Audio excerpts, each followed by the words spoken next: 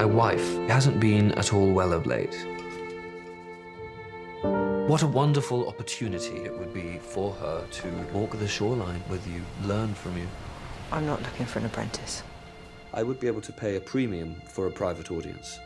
Your husband paid me to take you out with me. Your husband left you.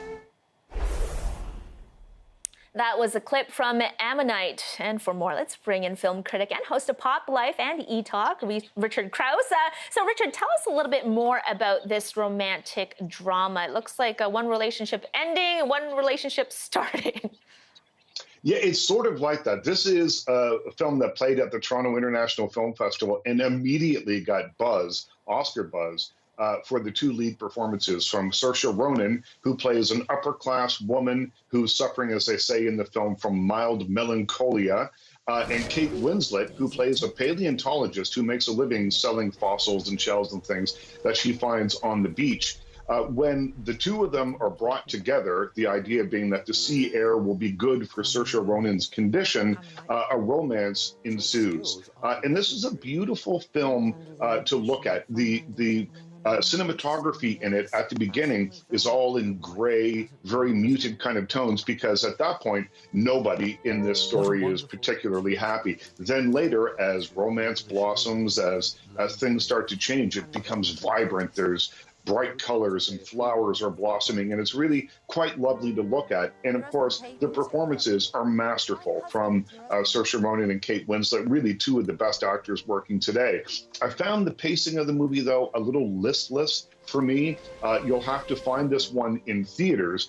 It'll be on VOD shortly, I would imagine. But if you do go to the theater, keep in mind that it is a sprint. It is a sprint to the story that you want. It is fairly leisurely in the way that it gets there. So I give it 3.5 out of 5 stars. Okay, pretty good rating there, Richard. Now, let's move on to Come Away. This is a fantasy film for kids. I believe Angelina Jolie is part of this, though. Is it fun for the whole family?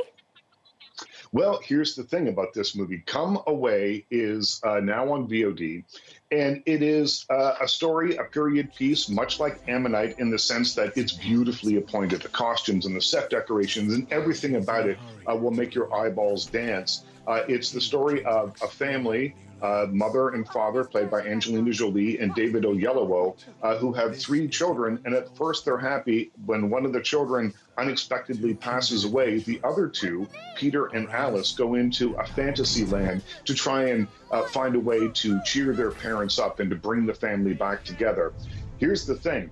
Peter and Alice are actually Peter Pan and Alice in Wonderland. So when they go into this fantasy land, they meet all sorts of familiar characters, people that you've probably read about your entire life. So this movie, when you ask, is it fun for the whole family? I can't honestly say that it would be, because it deals with some very heavy themes. Alcoholism, gambling addiction. It deals with death in a way that is quite forthright. Although it does have fantasy elements. So it feels a little too old for children and maybe not quite adult enough for adults. So I'm not exactly sure who this movie is for, but I gave it 2.5 out of 5 stars. And as I say, it's on VOD. Peter Pan and Alice in Wonderland. Ooh, I didn't see that one coming. Okay. Next film is called Freaky. That's starring Vince Vaughn. Who is this one for then? Well, this one is for fans of horror movies, primarily. It's a slasher movie that starts off with some, pretty great, if you like this kind of thing, some pretty great, interesting ways of killing attractive young people. That's what slasher movies are all about. Vince Vaughn is a serial killer who then, though, switches personalities with a high school senior, a young woman. And here's the funny part of this, is that it's called Freaky.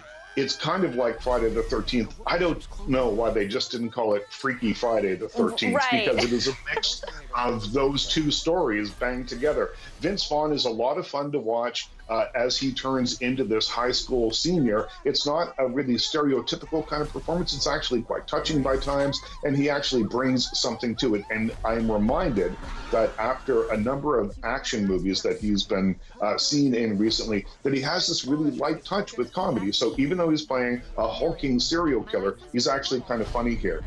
This one's in theaters. I gave it 3 out of 5 stars because I wanted a little bit more near the end.